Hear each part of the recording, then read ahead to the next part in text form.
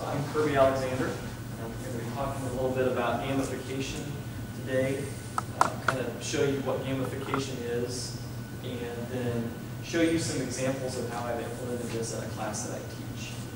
Just to give you a little background, I teach in the College of Education. This is my third year at TCU, and I teach the Intro to Education course for our undergraduates who are seeking admittance into our teacher ed program.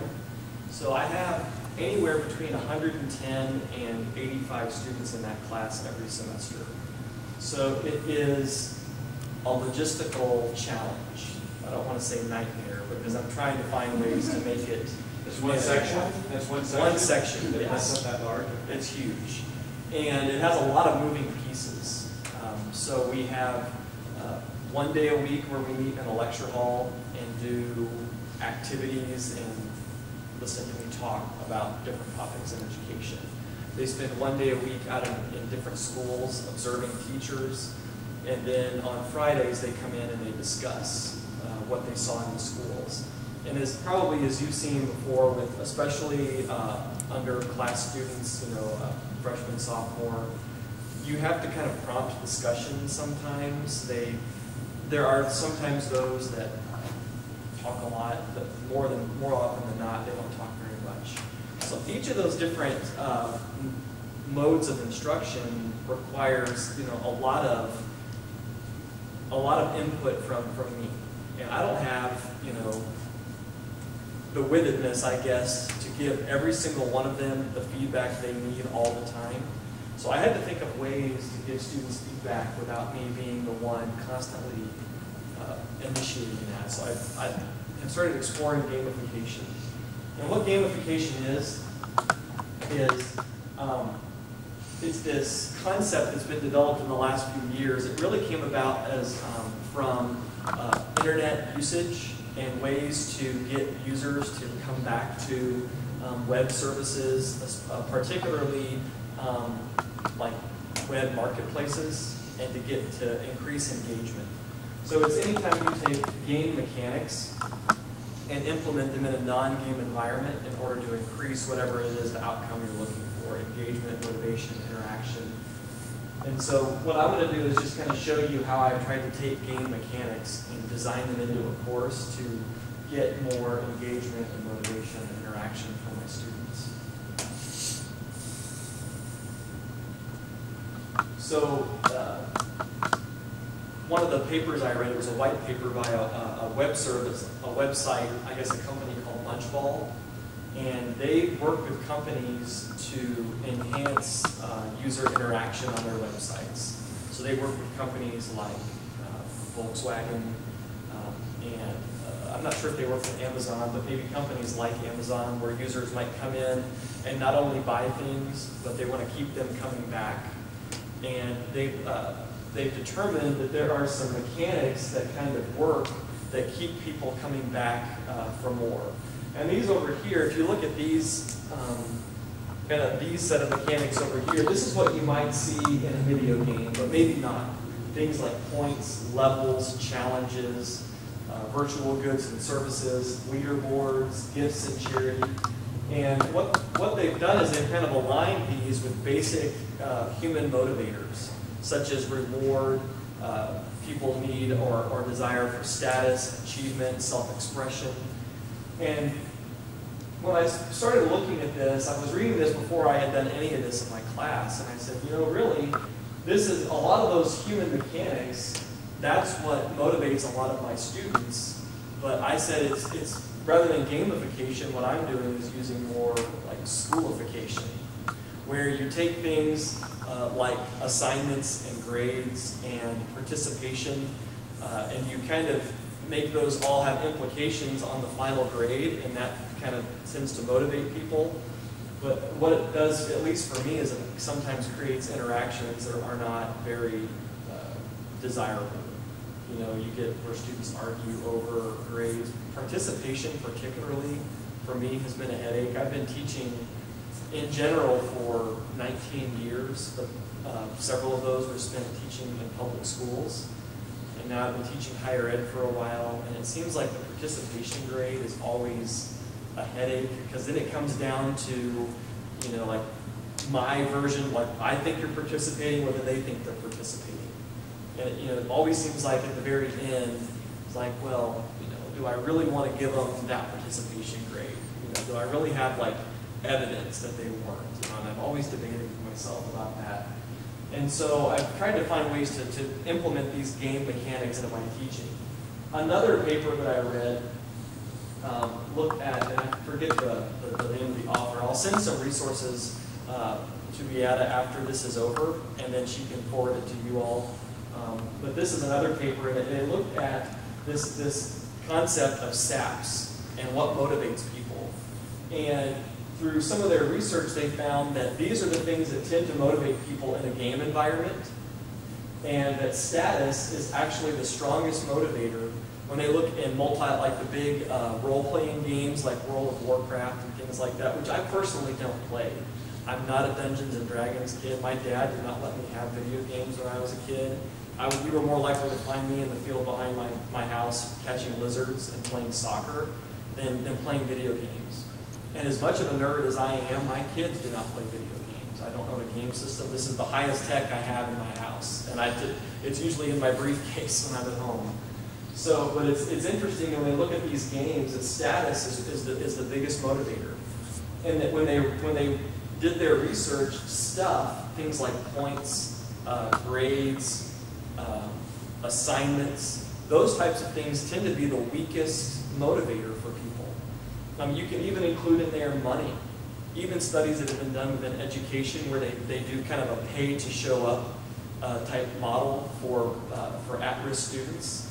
Money has shown to be a very weak indicator of motivation. It's status, and then access and power, and they're very particular in this paper that I read to rank these things. This is actually kind of the hierarchy of what motivates people, which is kind of what led me to doing this leaderboard concept in my class. So why did I want to do gamification? Well, for one thing, I wanted to have my students motivated, and I wanted them to be motivated on their own to participate in some of the things that normally I would try to give a grade for, because I found that was a really weak source of motivation for a lot of students. Or it was seen as, and I don't know if this is just traditionally how it works, but they saw that participation points were just kind of like those gimme points. So they look at the syllabus and they're like, oh, 10% of the grade is participation. Well, I can bank on that 10%. And maybe, I don't think it's just a TCU thing because I've taught at other institutions, and maybe it's just like, if I don't get the full participation, I can always argue my way into it, right? And so, you know, I wanted to increase motivation and engagement, and I wanted a way to give students timely feedback without having to be, with so many students, be the one that always is initiating that. Because I get busy during the week, you know, and I don't have the time, even if it's mail merge, to send out all those emails to everybody. So how could I do that? So first of all, I'm going to take a break from this and kind of show you what I've done, just because I think this will help kind of anchor this. So here is an example of a spreadsheet that I use in my class. So the first thing that I had to do is figure out, and for this gamification model, what are the different things I'm looking at. And you'll notice like these huge amounts of points.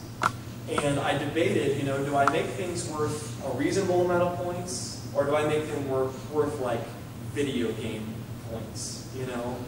And I thought, you know, if you're going to go, you know, I guess go big or go home, right? So I thought I'm going to make this like big time, not maybe huge video game points, but you know, I get a kick out of it, you know, when the students say, now how much is our participation worth? And I say 20,000 points. Whoa! And then I'm quick to point out, well, you know, that's still only worth like 10% of your grade. But I thought, why not make it worth a lot of points? Make it a big thing. And so I had decided, what are the things I'm looking for? And what are the things I value? Well, I value them coming to class. And I value them being on time to class versus being late to class. Or I value if they contact me ahead of time versus just not showing up, and then, or maybe even contacting me later. And so I said, I'm going to create a point structure for that, that kind of tries to address every single thing a student, every single scenario a student might bring to me. And so I decided, okay, attendance. Well, then they're going out, every week I give them homework. I've tried to do a kind of a modified version of the flipped classroom. So they do stuff ahead of time. They watch videos, they read articles, and then they answer questions. And I want them to do that before class. And so I'll call that preparation. And then they're going out into schools. And it matters to me the amount of professionalism that they're demonstrating. Are they showing up in schools as education professionals, or are they showing up like they just rolled out of bed, or are they showing up like they're going to a tailgating party? And so, I want to make sure that they're showing up like professionals. And so I'm going to make that part of their points. And then they have to come on Friday, and they have to discuss, well, what does that mean? Is discussion just this thing where they just show up and listen? Or are they only participate when they're prompted? Or are they actively building other people's knowledge and their own knowledge by interacting and engaging people in real discussion, real conversation? So for each of these things, I kind of built, I kind of said, these are the 5 or 6 achievements I'm looking for. And I put them on this spreadsheet. So we'll kind of get to the technology side of it later, but I learned very quickly that gamification is way more of an instructional design issue than it is a technology issue, or even a game playing issue. I had to really think carefully about what are the achievements I'm wanting them to do throughout the course of the semester. So I kind of came up with these. And the way I did this is first of all, I had them at the beginning of the semester give me their superhero name. I said, if you were a superhero, what would be your superhero name? Because I had to have a level of anonymity in there. And then, I created this spreadsheet, and I've got, this is for coming to class. So you can see most of the students are coming to class. There might be a few instances where they're not. I also gave them a time bonus if their first paper was turned in on time. So they got an extra time bonus. Little things like that. And then this shows you if they did their homework, essentially on time. If it was, and I have a rubric, five points if it's late, 8 points if you didn't quite answer one of the questions completely. And they kind of know from the rubric if they get an 8 or an 80 out of 100, and that's kind of what it means.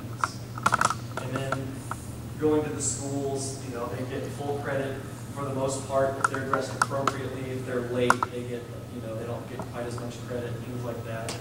And then in discussion, they have to come prepared. They have to show that they've gone through their notes and kind of prepared some questions and thoughts ahead of time about what they want to talk about. So little things like that. And what I did was I have all of these, all the data from these different worksheets feeding into this massive worksheet. So all this data, every time my TAs enter something in one of these worksheets, it automatically updates on this worksheet. So that was a huge undertaking, figuring out how to get all this to work. Because oddly enough, there really is not a good tool out there for developing a leaderboard like this. And so I guess, enough of a tech nerd that I could get into Google spreadsheets and kind of figure out how to do it. I knew a little bit about spreadsheets and how to merge data and all that stuff. And so all of the data feeds into this one spreadsheet. And then I've used a pivot table on the leaderboard to pull the data from there, and it actually ranks the students from top to bottom based on the number of points they've achieved. And so what I did was this little graph over here is just another way of looking at the leaderboard. And you can see most of the students are hanging in there pretty well, and then as we get farther down, you can see there are a few that are kind of trailing off. Wasn't really sure if they were paying attention to this very much, but you find out, I'm sorry, I find out very quickly that they are paying attention, because my TAs are the ones, I have 4 TAs for this class, it's such a large class, they're the ones putting in all this data. So for instance, on Monday, I have a couple of them out in the hall putting in attendance, and then they go through the modules, and they look at them, and they put whether or not they got full credit, part credit, half credit. And so they're updating that during class.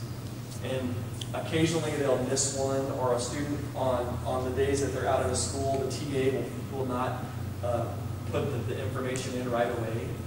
And I'll get an email saying, why didn't I get credit for today's observation? I was there. I said, well, you know, there is a human element to this. It's not completely automated. You know, I don't send robots out to the schools. They're people, and they have to get home, and they have class, and sometimes they have other jobs. So it's interesting to find out that they are paying attention to this leaderboard.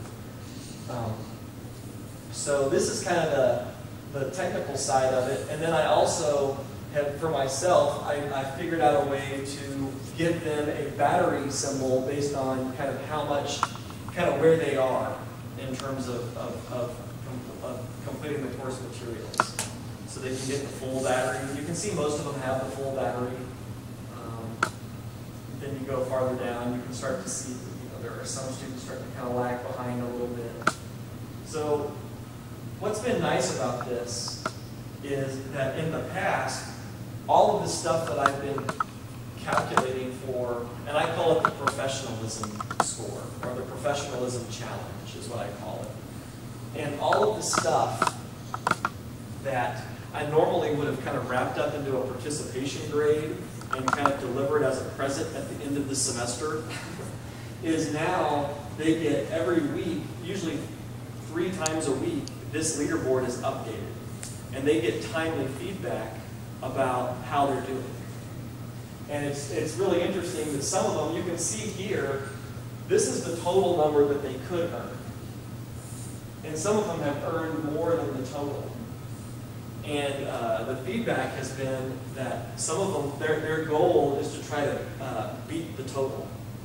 So there's already that competitiveness kind of kicking in. And you know, as you can see, most of them are doing a pretty good job of keeping up.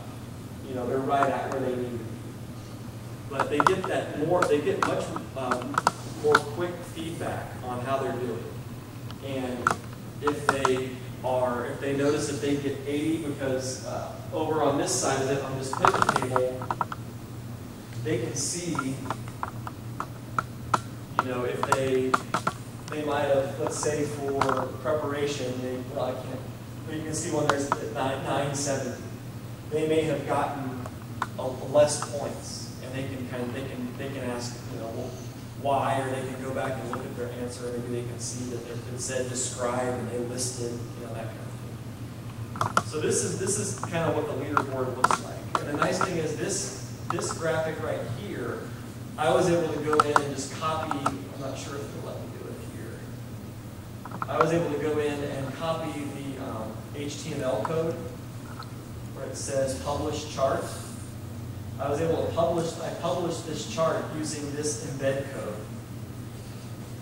There it is.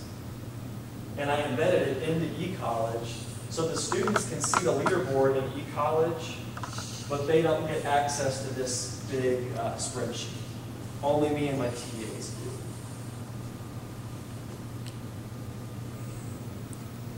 So that's the technical side of it.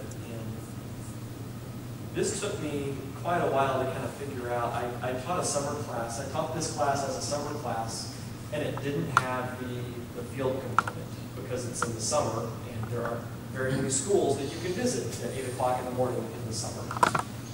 Almost felt like I was being cruel offering an 8 o'clock class in the summer, but oddly enough, people sign up for them because then they can go to work or go back to bed. I'm not sure what they do. But I kind of piloted this and collected all the data from the students without giving them access to a leaderboard. And so this has been kind of like round 2 or round 1.5 of how to do this. And I wasn't sure if it was going to be a good idea or flop. But so far, it's actually been going pretty well. So as you can imagine, there have been a few lessons learned from this. One of the things I wanted to show you is on some of, you may have noticed where it says challenges. There have been a couple of challenges that I've done that are extra things that they can do. Now they're normally in class. So I try to keep them within class because I figure they can listen to me talk outside of class, but we can do these challenges in class. And on some of the challenges, I give them a badge or a certificate to show that they completed it. And once again, I'm not really using a good badging system. There are a lot of them out there. There's Class Badge, there's Badgeville, there's Credly. There's a lot of badging systems out there. You can integrate those, like that Credly, you can integrate with WordPress if you use WordPress blogs and that kind of thing. And I'm exploring that now to do more badges and less points and more badges. Because I still kind of get that, well, why did you take points off on this? And maybe I've just been in this too long and I'm starting to get cranky. I don't feel like I'm getting cranky, but this whole, tension between did I take points off or did I just evaluate it and assign points based on what they did? So it's like, they think they started at 100 and work down. I think they started at 0 and work up. So maybe we'll never come to agreement on that, right? But there's still kind of that element of why did I lose points on that? And I'm thinking maybe with on some of these things using badges might be a little bit less contentious. It's like you have to do these 4 things to get the badge. You did 3 of them, so you didn't get the badge, kind of thing. And then decide how that's going to play into like a course grade. But here was one of the challenges that I had them do. They had to do, for entrance into our college, they have to do an ethics training on the Texas Educator Ethics, Code of Ethics. And so the TEA, the Texas Education Agency, has developed this series of modules of videos, and I kind of took those and made them into an online training module. It takes about an hour to complete this. They have to watch videos and answer questions. And so in order to apply for the college, they have to submit their certificate. So what I've done is I've made this into a Google form because, again, I didn't want to purchase e-learning software. Eventually, I'll probably move this into some kind of e-learning platform that automatically distributes the certificate when they complete the test. But I just wanted to see, first of all, just how is this working before we purchase software? Because, I don't want to spend money where it's not necessary. So I put the test on a Google form. As soon as they complete it, I can use this add-on called Flubberoo. And Flubberoo will go through and grade it. So the first line of my sheet is the answer key. So it grades it, and then it sends the graded tests here. And it will give me a percentage, how many times they attempted it, and then it'll show me, if you look through here, let's see if I can find any questions where people, where there were a lot of people who missed. So I can see here that only 90% of the class got that question right, that kind of thing. So it grades it, and then it grades short answers. Well, no, basically those short answers are they're multiple choice items in Google Forms. And the way Google Forms works is the text for your item response is actually, it doesn't do A, B, C, it just does the text. Yeah, and then it feeds that text directly into your spreadsheet. You can get it to grade short answers by doing data validation, but you have to be really careful because it doesn't do like any latent semantic analysis or anything. All it does is grade it literally verbatim. And so you have to, even if there's an extra space, it'll say it's wrong, or it'll reject it. So I took this, the results here, and then I created a template in Google Docs. And there's an add-on called Mail Merge. Where is it? Merge.mailchimp. I don't know why I'm always tempted to look up here when I have my computer right here. It's one of those things I'll never understand. But I kind of created this template, and it works just like Mail Merge in Word, but it's all online. And then I could go in here and it basically, it sends the students a certificate through their email that looks like this.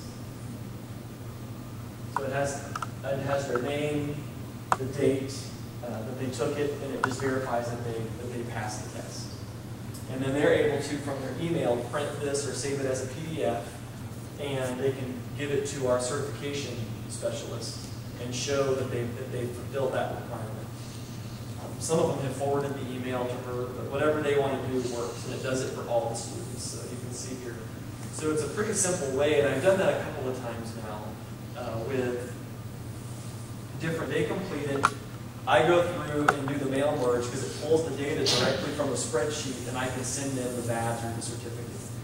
It's still a little clunky in terms of getting the feedback to them quickly, because it's still, they have to wait until I can sit down at my computer, which is where something like the Badge OS plugin for WordPress you could set it up to automatically issue that badge the second they complete the requirements. I just haven't done it yet. I haven't had the time to really sit down and figure out how that plugin works, but I'm probably moving in that direction. So this was my first lesson from doing gamification, is that it's really more of a course design issue. That it made me really think carefully about what behaviors I was looking for and how I was going to assign points to those. So I really had to think carefully about that, and I've already found a few glitches in my original framework. For instance, on Friday, they come to class, they meet in small groups of about 20 with their TA, and they discuss what they saw in the schools, and the TAs kind of have to prompt the discussion. And so I was taking attendance, I was giving them a time challenge score, and they were coming with with evidence showing that they had prepared for the discussion in the form of a short reflection paper. So it came up, it's inevitable on a Friday morning at 9 o'clock, there's going to be a student who oversleeps, or is sick, or has already scheduled a flight to be out of town, or all kinds of things. And one of the TAs said, very tactfully, so did they get double punished when they miss on a Friday? So they don't get the points for attendance, and they don't get the points for participating in the discussion. So yeah, that's a good one. So I'm trying to think, okay, maybe next semester that I'm only grading the discussion, and that kind of counts as attendance rather than the double whammy of missing on Friday. And so, little things have already come up. And then, of course, there's the user side of it, where I have to sometimes prompt my TAs a few times. Don't forget to update the leaderboard, because until you do, I'm going to keep getting emails from students wondering why they're not getting all their points. And so there's that side of it. But it really is a course design thing. And it really made me start to think about how I'm going to design that part of the course. The other lesson that I've learned pretty quickly is that delayed feedback will undermine the game very quickly. I knew this already from when I was a school teacher. My very first year of teaching, when I was teaching 4th grade, I had the students keeping a daily journal. So I would give them a prompt, and they would write in their journal. And I started off, as any 22-year-old college grad would, very enthusiastically. And I would sit down after school, and I would read through their journals and write responses back to them. Well, then life kind of caught up with me, and grades and assignments, and I might wait a day or two, and then I might wait a week. And then I would have them write, and there would be nothing in it for like 2 weeks straight, just because I was overwhelmed and couldn't get to the journals. It's like sleep or respond to journals, right? And I noticed that their amount of writing, their quality of writing, their engagement with that assignment started going down because there was no feedback. And so the delayed feedback really will, and this is probably true of any type of assessment, but the delayed feedback tends to undermine their participation and engagement with what's going on. Part of what has kept this thing moving is that most of the time my TAs are right on it, and they're updating that leaderboard either during class or right as soon as the students leave. And I've tried to just continue to get them to say, when the students leave, don't leave with the students, just stay 5 extra minutes and update the spreadsheet. That's all it takes. But just avoid that temptation, of racing the students out the door. Because on one hand, my TAs are master's students, and they just graduated last spring, and they're still kind of in that student mindset a little bit. So I've had to work with them a little bit on that. My third lesson from doing this is that students need opportunities to advance up the leaderboard. So I thought about this, and I was like, and I guess it kind of came to me before I rolled this out to the big class. It came up when I was teaching the small class of 17 students this summer, and they didn't know about the leaderboard. But what I found was if a student got in a cycle where they were behind, there was no way to catch up. And I thought, well, that doesn't really jive with how games work. In a game, whether you're playing soccer or football or you're playing a video game, there's always that chance. Even on Saturday, right? It's like, even when we were ahead by like 5 touchdowns over here at the M&G Carter, I'm like, there's still a chance. As long as there's time on the clock, they can still catch up. And I thought, it doesn't seem like much of a game if you get behind somebody else and there's no chance to move ahead and get back up there. So I had to think of ways, because I kind of cringe at bonus points and extra credit. I've never been a fan of doing that.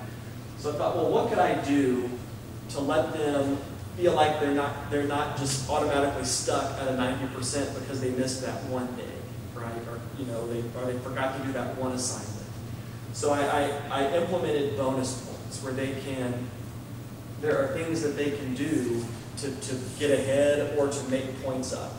So what I did was I guess this is just the dad in me. I said, we're going to all these different schools. You can write thank you notes to the schools for letting us come there, because they really do. It's a big deal for them. They have to take time out of their schedule, and they're checking you in, and there are other people that they need to deal with, students and whatnot. So I said, take a minute just to thank them for letting you come to their school. Give me the thank you note so I know I can give you credit, and then I'll mail it for you. And they stamp it, and I just throw it in the mail. And it's amazing. Every week, every Monday, when I come into class, up there at the lectern, where the teacher computer is this big stack of thank you notes. I feel like the mailman, that they write them on over the weekend and they bring them to me. Bless you. And I mail them out, and the schools have actually been very appreciative. So I think it's kind of a win-win, kind of a community engagement thing. And so and I just structured it. I thought, carefully, like, okay, how much do I want to make it so that they don't have to do some of these other things because they can just make it up in thank you notes? So I made it so it's, I think, 20 points per thank you note. So we go to 12 schools, they can get a total of 240 bonus points. So as you can see from the leaderboard, there are some that are already, they've gotten all the points and they're above the total, because that's been a motivation. They want to beat the game, basically. If I'm the game master, they want to beat the game master. Have you thought about doing multiple games in a turn? So, just for example, I don't know the right number, but like maybe 3 or 4 or something like that, so they could win multiple games, and then so if they don't do one game, they can come back and fight the other game. Oh yeah, that's a good point. And whoever wins the most games, that doubles the higher order leaderboard too. Right. That's a good point. Okay. I haven't thought about that, but so you'd be saying like taking some of those things like preparation, reputation, making those their own game. Either that or time-wise. So for the first, say it's 12 weeks or however many weeks, gotcha. Divide it by time. And so there's a game for the first 4 weeks, game for the second 4 weeks, and so on. So that's a good point. Or throw out a little score or something like that. You could, so they're not killed by one score. Right. And I toyed with that a little bit, and that's hard though. It's hard, but it's not impossible because it's all data in a spreadsheet. So it's possible just to make this the cutoff point. Because what I toyed with, because I thought just the one way to advance up the leaderboard might not be that motivating. So I thought, what are some other motivators? And so I thought about doing something like if you've done certain percentage of the requirements, you get a bonus, or I even toyed with giving them a free test question, like doing the badge. It emails them a certificate, and they actually can just turn that in with their test, and it's worth maybe on the first exam 1 question, and on the second exam maybe it's worth a short answer question, and on the third exam, if they've met all these requirements along the way, maybe that's worth 2 test questions or something. So that's a good point, because then they're able to kind of hit reset. If they didn't do so well in the first 4 weeks, they can hit reset, and then there's a new game. That's a good point. Yeah. Along the same lines and addressing the concern of a bonus points, have you given any thought to perhaps structuring your path through the course with multiple options for them, so you can get to the top of the game by either taking path A or path B, because typically the mechanics involve different there's paths, some choice. Some choice. Yeah, I haven't thought of that. That's a good point too. And see, that's where it gets into the course design. Yes. So it's like, okay, so then what would be my 2 paths? Right. And that's where this really becomes more of a course design thing than a game thing. But it's good stuff to think about, because what this did for me is it made me start thinking about, well, what do I value? Really, it's what it comes down to. What do I value in my class and from my students? What kind of feedback have you got from them? Well, it's interesting.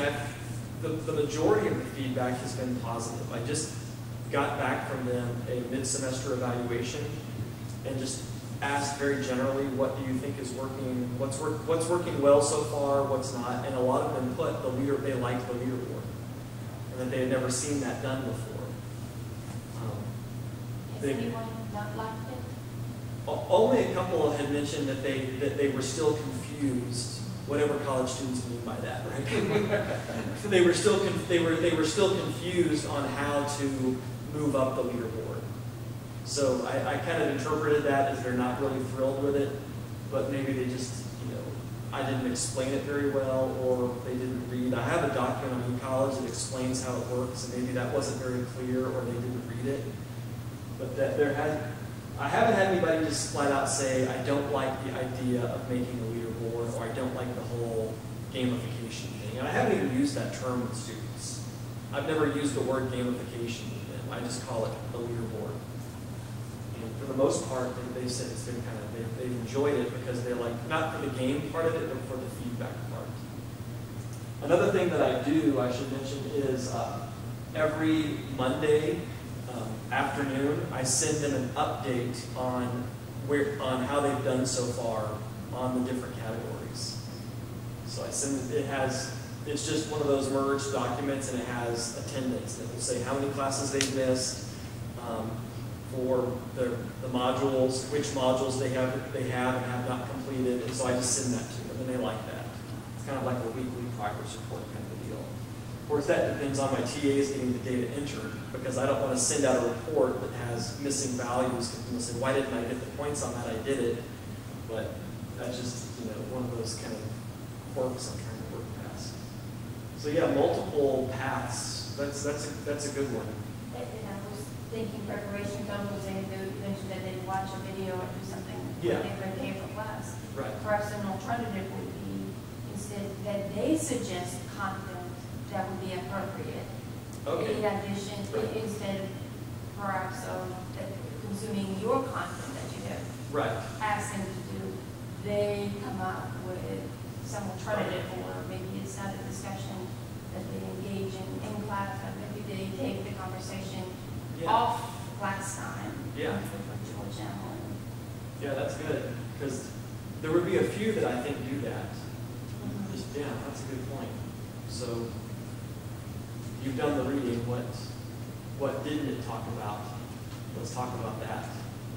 Yeah. This class is primarily freshmen and sophomores, so I have to kind of prod them a little bit for that kind of thing. But there are surprisingly a a few that are still very opinionated on things and very knowledgeable in ways that I wouldn't expect them to be, because a lot of them have been students, but they've never done much teaching. So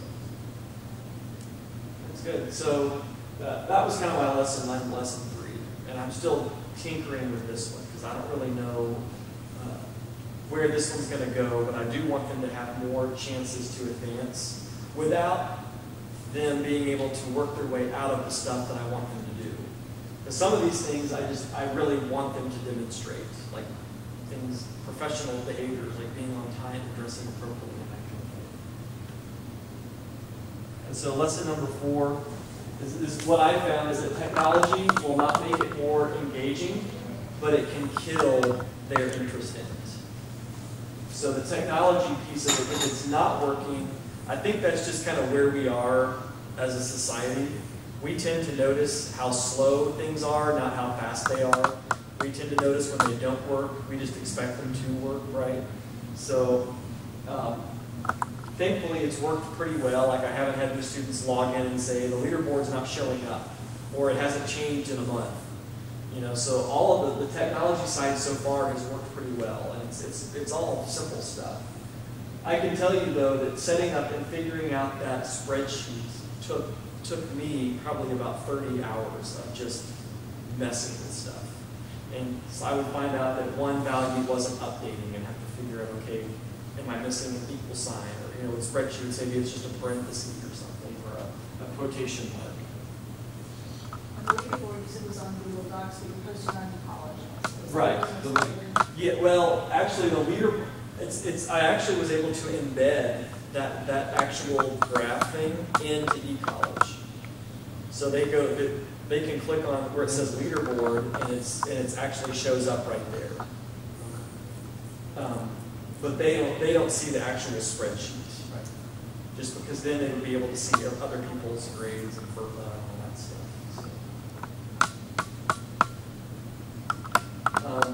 So this is kind of where if you wanted to get started with any of this kind of stuff, I'd say the place to start is to define your achievements.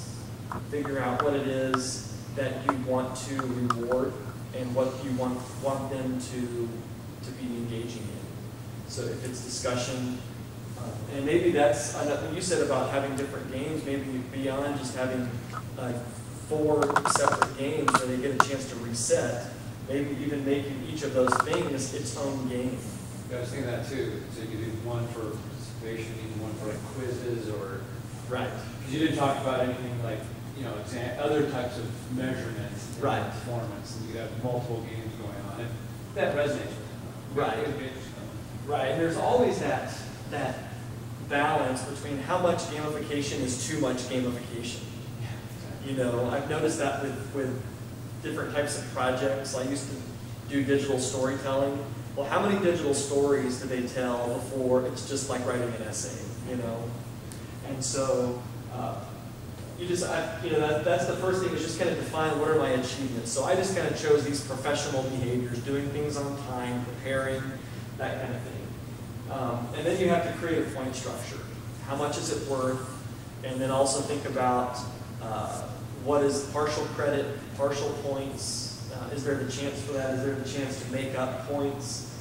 And then, of course, you have to have a procedure for adding and tracking and reporting all that stuff back to the students. And I've just chosen that one bar graph leaderboard thing. But there might be other ways to do it. And the key for me then has just been update it as quickly and as often as possible. It's been a great thing for my TAs because it's very simple. It's not like, you know, they're very capable, but I always am a little reluctant to have them grade like short answer exams. They might interpret it differently than I do, and even if I think my key is good, is it really good? So this is something that they can do that's helpful, but it's kind of cut and dry. There's always a little bit of subjectivity, you know, like they'll say, well, this person was not dressed professionally. Well, they thought they were, but you think they're not. That doesn't happen very often. Most people kind of have a general understanding of what professional might be in a school setting. So that's really kind of what I had what I wanted to share is just this really kind of just this process that I've gone through so far and how it's worked. And what are some of your comments or experiences beyond what I've shared here? Oh, you gotta go. Yeah, Going, but I think it's fascinating. Well, thank you. Yeah.